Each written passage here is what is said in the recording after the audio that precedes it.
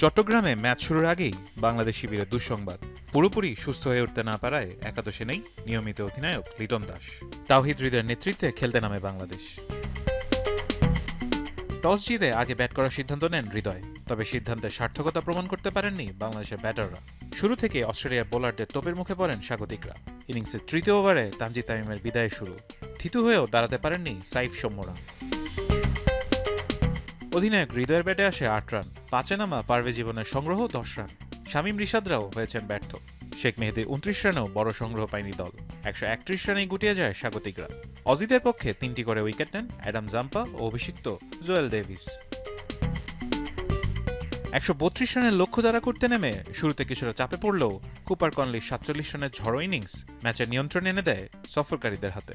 শেষ দিকে টাইগার বোলাররা কয়েকটি উইকেট তুলে ম্যাচে ফেরার চেষ্টা করলেও তা যথেষ্ট ছিল না। ১৮.২ ওভারে ৬ উইকেট হারিয়ে জয়ের বন্দরে পৌঁছে যায় অস্ট্রেলিয়া। বাংলাদেশের হয়ে টি-টোয়েন্টিতে অভিষেকে ২ উইকেট নেন আব্দুল গাফফার সাকলাই।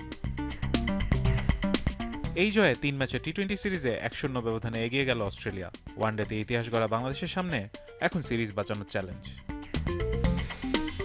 ফারহান ইহসান, এখন।